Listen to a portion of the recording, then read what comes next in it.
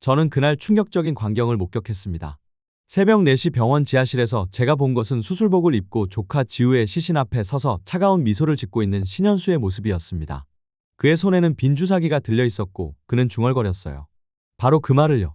과연 완벽한 의사로 보였던 사위 신현수에게 숨겨진 진실은 무엇이었을까요? 그리고 제 조카 지우는 정말 의료사고로 죽은 것일까요? 사연 시작하기 전 무료로 할 수 있는 구독과 좋아요 부탁드립니다. 여러분의 작은 응원이 다음 영상 제작에 큰 힘이 됩니다. 빗방울이 창문을 두드리는 늦은 저녁, 나는 병원 원장실에서 마지막 서류를 정리하고 있었습니다. 서울 중심가의 대형 병원을 20년간 운영해온 나에게는 형이 일찍 세상을 떠난 후 키워온 조카 지우가 유일한 가족이었죠. 27살 간호사인 지우는 내게 딸이나 다름없었습니다. 그날도 평소처럼 지우가 야근을 마치고 내 사무실로 들어왔어요. 그런데 얼굴이 유난히 밝았습니다. 삼촌, 저 좋은 소식이 있어요. 지우가 의자에 앉으며 수줍게 웃었죠.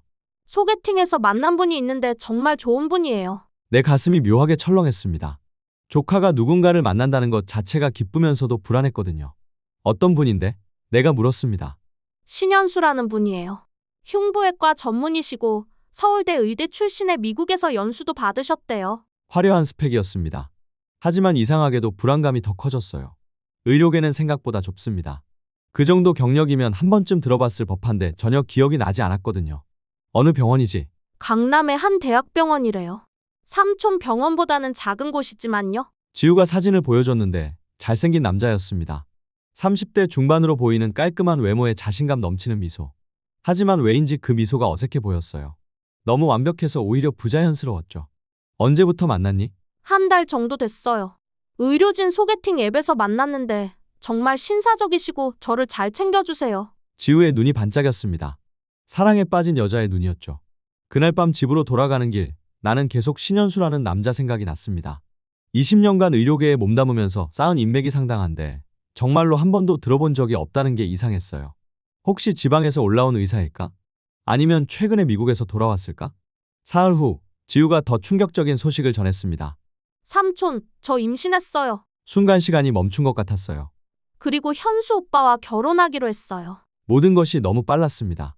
만난 지 한 달, 임신, 결혼.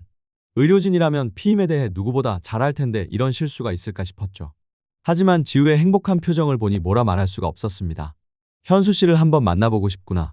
내가 조심스럽게 말했습니다. 네, 이번 주말에 저녁 약속 잡을게요. 삼촌이 마음에 들어 하실 거예요. 그날 밤 나는 오랜만에 잠을 설쳤습니다. 지우를 키우면서 언젠가는 이런 날이 올 거라 각오했지만 막상 닥치니 복잡한 심정이었어요.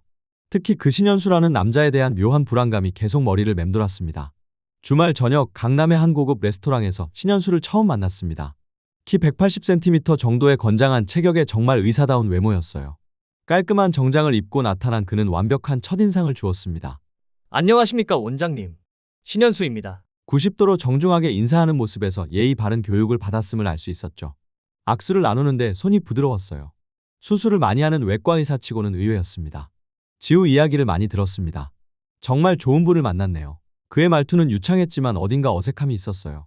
마치 미리 준비한 대본을 읽는 것 같은 느낌이었죠. 식사를 하며 그의 경력에 대해 물어봤습니다. 서울대 의대를 나오셨다고 들었는데 몇 학번이신가요? 99학번입니다. 아, 그럼 제 후배네요. 전 95학번이거든요. 그런데 이상하게도 공통으로 아는 교수나 선배가 없었어요. 의대는 생각보다 인맥이 끈끈한데 전혀 접점이 없다는 게 신기했습니다. 미국 연수는 어디서 받으셨나요? 존스홉킨스에서 2년간 심장외과 연수를 받았습니다. 그의 대답은 막힘없었지만 구체적인 이야기를 물어보면 자세한 내용은 피하더라고요. 한국과 미국의 의료 시스템 차이가 크죠? 라고 물었는데 네, 많이 다르더라고요. 라는 뻔한 대답만 돌아왔습니다. 그때 지우가 화장실에 간 사이 나는 좀 더 직접적으로 물어봤어요. 지우와는 어떻게 만나게 되셨나요? 의료진 소개팅 앱에서 만났습니다. 첫눈에 반했어요. 그의 눈빛이 잠시 차가워졌다가 다시 따뜻해졌습니다. 그 순간적인 변화를 놓치지 않았어요. 임신 소식 들었는데 결혼 계획은 어떻게 되나요? 빠른 시일 내에 하려고 합니다. 아이도 있고 지우 씨가 불안해할까 봐요. 책임감 있는 대답이었지만 왜인지 진정성이 느껴지지 않았습니다. 지우가 돌아온 후 신현수는 갑자기 보험 이야기를 꺼냈어요. 원장님, 의료진 전용 보험이 있다는 거 아시죠? 서로를 위해 가입해두면 좋을 것 같은데요. 보험이요? 네, 의료사고나 불의의 사고에 대비한 고액 보험이에요. 요즘 의료진들 사이에서 인기가 많더라고요. 이상했습니다. 결혼도 하기 전에 벌써 보험 이야기라니. 더구나 의료진이라면 직장에서 제공하는 보험이 충분할 텐데 굳이 개인 보험을 들 이유가 있을까요? 지우도 간호사니까 위험한 직업이잖아요. 혹시 모를 일에 대비해야죠. 그의 설명은 그럴듯했지만 뭔가 석연치 않았어요. 지우는 고개를 끄덕이며 현수 오빠가 저를 많이 걱정해주세요. 라고 말했습니다. 저녁이 끝나고 집으로 돌아가는 길, 나는 깊은 생각에 빠졌습니다. 신현수라는 남자에게서 뭔가 이질적인 느낌을 받았거든요.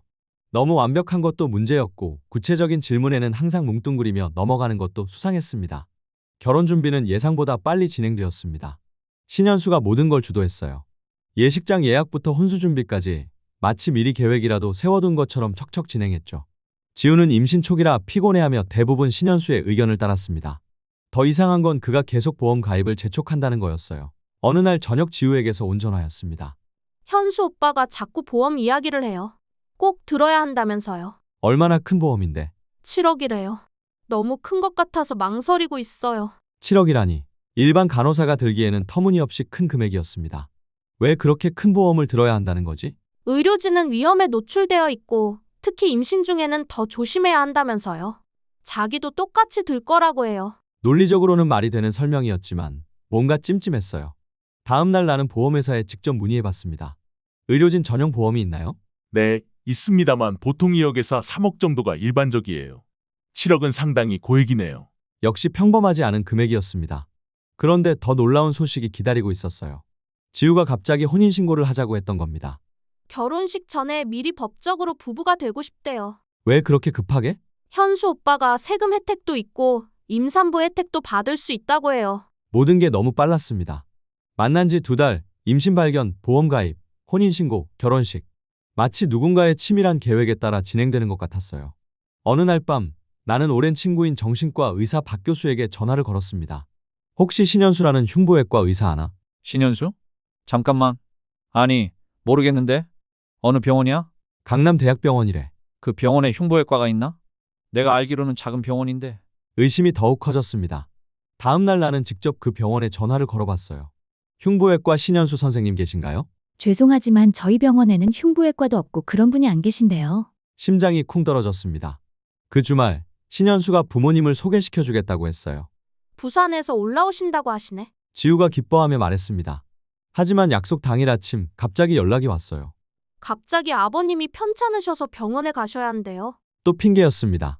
2번째, 3번째 약속도 비슷한 이유로 취소되었어요. 어머니 수술, 아버지 사업 출장, 교통사고. 매번 그럴듯한 이유였지만 패턴이 너무 뻔했습니다. 마침내 나는 사설탐정에게 의뢰를 했어요. 신현수라는 남자의 정체를 알아봐 달라고. 의료진 면허 확인, 학력 확인, 직장 확인 다 해주세요. 일주일 후 탐정이 가져온 결과는 충격적이었습니다. 2024년 5월 25일, 지우의 결혼식 날이었습니다. 봄비가 내리는 토요일 오후, 호텔 예식장은 하얀 꽃으로 가득했어요. 임신 5개월 차인 지우는 특별 제작한 드레스를 입고 있었는데 조금 불룩한 배가 더욱 아름답게 보였습니다. 삼촌, 저 예뻐요? 지우가 웨딩드레스를 입고 미소 지으며 물었어요. 우리 지우가 제일 예쁘지. 아기도 엄마가 이렇게 아름다운 모습을 보고 있을 거야. 나는 울컥하는 마음을 감추며 대답했습니다. 그런데 이상한 일이 있었어요. 신현수의 부모라는 분들이 나타난 거예요. 60대 중반의 품이 있는 부부였는데 갑자기 나타나서는 죄송합니다. 늦었네요. 라고 인사했습니다. 그동안 그렇게 만나기 어려웠던 분들이 갑자기 나타난 게 의아했어요. 안녕하십니까. 지우 아버지나 다름없는 삼촌입니다. 내가 인사하자 신현수 어머니라는 분이 내 손을 잡으며 말했어요. 이런 좋은 며느리를 만나게 되어 정말 감사합니다. 목소리는 따뜻했지만 손이 이상하게 차가웠어요. 결혼식이 시작되었습니다. 웨딩마치가 울려 퍼지는 가운데 나는 지우의 팔을 잡고 바이아를 걸었어요. 재단에서 기다리는 신현수의 모습은 완벽했습니다. 하지만 내가 지우의 손을 그에게 넘겨주는 순간 그의 눈빛에서 묘한 긴장감을 포착했어요. 예식이 진행되고 30분쯤 지났을 때였습니다. 지우가 갑자기 얼굴을 찡그렸어요. 처음에는 임신 때문에 힘든가 싶었어요. 하지만 이마에 식은땀이 맺히기 시작했죠. 배가 아파요. 지우가 배를 움켜쥐며 신음했습니다. 지우야! 나는 벌떡 일어났어요. 하객들도 웅성거리기 시작했죠. 신현수가 재빨리 지우를 부축했지만 이상하게도 그는 너무 침착했습니다. 당황하기보다는 마치 예상한 것처럼 행동했어요. 응급실로 가야 해요! 내가 소리쳤습니다. 구급차를 부르는 동안 지우의 상태는 급속히 악화되었어요. 얼굴이 창백해지고 의식이 흐릿해졌습니다. 아기는 괜찮을까요? 지우가 가늘게 물었어요. 병원으로 이송되는 구급차 안에서 의료진이 응급처치를 했습니다. 신현수도 함께 탔는데 그는 의료진에게 지우의 상태를 설명하고 있었어요. 임신 5개월이고 오늘 아침에 임산부 영양제를 복용했습니다. 영양제. 그 단어가 머리에 박혔어요. 응급실에 도착하자마자 지우는 수술실로 들어갔습니다. 신현수가 직접 집도일을 맡겠다고 나섰어요. 제가 지우를 가장 잘 아니까요. 저에게 맡겨주세요. 수술실 밖에서 기다리는 1시간이 평생처럼 길었습니다. 신현수의 부모라는 분들도 함께 기다렸는데 이상하게도 그들은 별로 걱정하는 기색이 없었어요. 오히려 서로 눈짓을 주고받는 것 같았습니다. 수술실 문이 열렸을 때 신현수의 표정은 침통했어요. 죄송합니다. 최선을 다했지만. 그 말을 들은 순간 세상이 무너지는 것 같았습니다. 지우가 어떻게 됐어요? 갑작스런 심정지가 왔습니다. 아기도. 죄송합니다. 그 순간 나는 무릎이 꺾였어요. 아침까지만 해도 행복해하던 지우가 뱃속의 아기가 이렇게 갑작스럽게 세상을 떠나다니. 신현수도 슬픈 표정을 지었지만 그의 눈빛은 여전히 차가웠습니다. 장례식장의 향냄새가 숨을 막혔습니다. 27살 간호사 지우의 갑작스런 죽음에 의료진 동료들이 모두 충격에 빠졌어요. 영정사진 속 지우의 미소가 더욱 가슴을 아프게 했습니다. 부검 결과가 나왔을 때 나는 더욱 충격에 빠졌어요. 쌓이는 급성 디지털리스 중독입니다. 담당 의사가 설명했죠. 디지털리스는 심장약에 쓰이는 성분인데 과다 복용 시 심정지를 일으킬 수 있어요. 어떻게 디지털리스가? 내가 떨리는 목소리로 물었습니다. 복용 시간으로 봐서는 결혼식 당일 아침에 섭취한 것으로 보입니다. 음식이나 약에 섞여 있었을 가능성이 높아요. 신현수는 충격받은 표정을 지었어요. 어떻게 이런 일이? 지우가 왜 디지털리스를? 하지만 나는 알고 있었습니다. 지우가 그런 약을 먹을 이유가 없다는 것을. 그녀는 간호사였고 심장약의 위험성을 누구보다 잘 알고 있었거든요. 장례를 치르는 동안 나는 신현수의 행동을 유심히 관찰했어요. 조문객들 앞에서는 슬픔에 잠긴 남편을 연기했지만 혼자 있을 때는 표정이 달랐습니다. 심지어 휴대폰으로 뭔가를 검색하는 모습도 봤어요. 3일째 되는 날 밤, 나는 신현수가 장례식장 뒤편에서 누군가와 통화하는 것을 들었습니다. 내 계획대로 됐어요. 의료사고로 처리되면 수사도 간단할 거고. 내 피가 거꾸로 흐르는 것 같았어요. 계획대로? 무슨 계획 말인가? 나는 몸을 숨기고 더 들어봤지만 신현수는 곧 전화를 끊었습니다. 그날 밤부터 나는 신현수를 의심하기 시작했어요. 장례를 마친 후 나는 탐정 김 수사에게 의뢰했던 조사 결과를 받았습니다. 그 내용은 충격적이었어요. 신현수라는 이름으로 의사 면허를 받은 사람은 없습니다. 그런 면허는 가짜예요. 실제로는 의료기기 영업사원이었던 것 같습니다. 가짜 의사였던 거예요. 그럼 결혼식 때 수술을 한 건 아마 진짜 의사를 매수했거나 다른 방법을 썼을 겁니다. 하지만 확실한 건 이 사람이 의사가 아니라는 거예요. 나는 곧바로 경찰서로 갔습니다. 신고하러 왔습니다. 제 조카가 살해당했어요. 하지만 경찰의 반응은 냉담했어요. 의료사고로 이미 결론이 났는데요. 가짜 의사예요. 신현수는 의사가 아니에요. 하지만 신현수는 이미 모든 걸 준비해뒀더라고요. 가짜 의사 면허증, 가짜 병원 근무 기록, 심지어 가짜 부모까지. 모든 게 완벽하게 조작된 상태였어요. 더욱 충격적인 건 보험회사에서 온 연락이었습니다. 지우 씨가 가입한 7억 원 보험금이 신현수 씨에게 지급될 예정입니다. 7억 원. 그 거대한 금액이 신현수의 목적이었던 거예요. 나는 미친 듯이 자료를 뒤지기 시작했어요. 신현수의 과거, 그의 진짜 정체, 다른 피해자가 있는지. 그러다 발견한 건 인터넷 기사였습니다. 간호사 김미영, 의료사고로 사망. 남편에게 6억 보험금.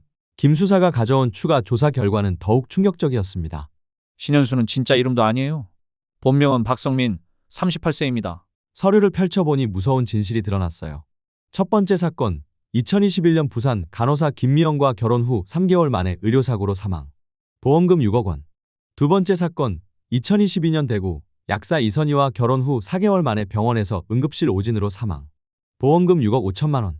세 번째 사건, 2023년 인천 방사선사 조은지와 결혼 후 5개월 만에 수술 중 의료사고로 사망. 보험금 7억 원. 그리고 네 번째가 우리 지우였어요. 모든 피해자가 의료진이었고 모두 임신 중이었습니다. 이놈이 의료진만 노린 이유가 있어요. 김 수사가 설명했어요. 의료진은 경제적으로 여유가 있고 고액 보험 가입이 자연스럽거든요. 게다가 의료사고로 위장하면 수사도 어려워지고요. 패턴도 똑같았어요. 의료진 소개팅 앱에서 만남, 빠른 임신과 결혼, 고액 보험 가입, 그리고 의료사고로 위장한 살인. 보험금은 점차 늘어났죠. 6억, 6억 5천, 7억. 그리고 지우는 7억 원이었습니다. 나는 다른 피해자 가족들을 찾기 시작했어요. 김미영의 오빠, 이선희의 어머니, 조은지의 아버지. 우리는 모두 같은 고통을 겪었던 사람들이었죠. 첫 모임에서 우리는 각자의 의혹을 나눴습니다. 미영이도 결혼 전까지는 건강했어요. 그런데 갑자기 수술 중에 김미영의 오빠가 말했죠. 선희도 마찬가지였어요. 응급실에서 약물 과민 반응이라고 했는데 평생 알레르기 같은 거 없었거든요. 이선희 어머니가 눈물을 흘리며 말했습니다. 조은지 아버지는 더 구체적인 의혹을 제기했어요. 은지가 죽기 일주일 전에 남편이 은지 명의 통장을 모두 정리했대요. 적금도 해지하고 주식도 다 팔고 출산 준비 자금이라고 했다나요. 우리는 하나씩 공통점을 찾아갔습니다. 모든 피해자가 의료진이었고 임신 중이었으며 고액 보험에 가입했다는 것. 그리고 결혼 후 6개월 이내에 의료사고로 사망했다는 점이었어요. 더 중요한 발견은 박성민이 각 지역에서 다른 이름을 사용했다는 거였어요. 부산에서는 김동현, 대구에서는 이준호, 인천에서는 최민수, 그리고 서울에서는 신현수. 매번 의사 행세를 하며 의료진들에게 접근했던 겁니다. 이제 경찰도 움직일 수밖에 없을 거예요. 김 수사가 자신 있게 말했어요. 4건의 연쇄살인 사건이니까요. 하지만 현실은 달랐습니다. 각 사건이 다른 지역에서 일어났고 모두 의료사고로 처리되어 연관성을 찾기 어려웠던 거예요. 그때 새로운 정보가 들어왔습니다. 박성민이 또 다른 여성과 만나고 있다는 거였어요. 강은미, 29세, 대학병원 방사선사입니다. 이번에는 또 다른 이름 정우진으로 접근하고 있었어요. 우리에게 시간이 얼마 남지 않았다는 걸 알았습니다. 박성민이 이미 다음 목표물인 강은미에게 접근한 지 2달이 넘었거든요. 그의 패턴대로라면 곧 결혼과 임신 소식이 나올 것이고 그 다음엔 5번째 희생자가 생길 거였어요. 강은미가 근무하는 병원을 알아낸 우리는 그녀에게 경고하기로 했습니다. 하지만 조심스럽게 접근해야 했어요. 사랑에 빠진 사람에게 갑자기 당신 남자친구가 연쇄살인범이에요 라고 말할 수는 없잖아요. 김미영의 오빠가 환자를 가장해서 그 병원에 갔습니다. 정우진이라는 분이 계신가요? 흉부외과 의사인데요. 저희 병원에는 그런 분이 계시지 않는데요. 역시나였어요. 또 가짜 신분이었죠. 우리는 강은미를 직접 만나기로 했습니다. 퇴근 시간에 맞춰 병원 앞에서 기다렸어요. 오후 6시경 방사선과 가운을 벗고 나오는 여성이 보였습니다. 키 165cm 정도의 긴 생머리, 순한 인상. 지우와 놀랍도록 닮아 있었어요. 강은미 선생님이죠? 내가 조심스럽게 불렀습니다. 네, 그런데 누구세요? 정우진 씨에 대해 중요한 이야기가 있어서요. 그 이름을 듣자 그녀의 표정이 밝아졌어요. 연인의 이름을 들은 여자의 반응이었죠. 근처 카페에서 우리는 모든 걸 털어놓았습니다. 박성민의 진짜 정체, 4명의 피해자들, 의료사고로 위장한 연쇄살인. 강은미의 얼굴은 점점 창백해졌어요. 믿을 수가 없어요. 우진 오빠가 그런 사람일 리 없어요. 그녀의 반응은 예상했던 대로였어요. 저한테 정말 잘해주시거든요. 매일 아침 출근길에 데려다 주시고 제가 야근할 때는 도시락도 싸다 주시고 똑같은 패턴이었습니다. 완벽한 남자친구 연기로 여성을 안심시킨 다음 함정에 빠뜨리는 거였어요. 선생님도 보험 들으셨죠? 내가 조심스럽게 물었어요. 강은미가 깜짝 놀라더라고요. 어떻게 아세요? 얼마짜리요?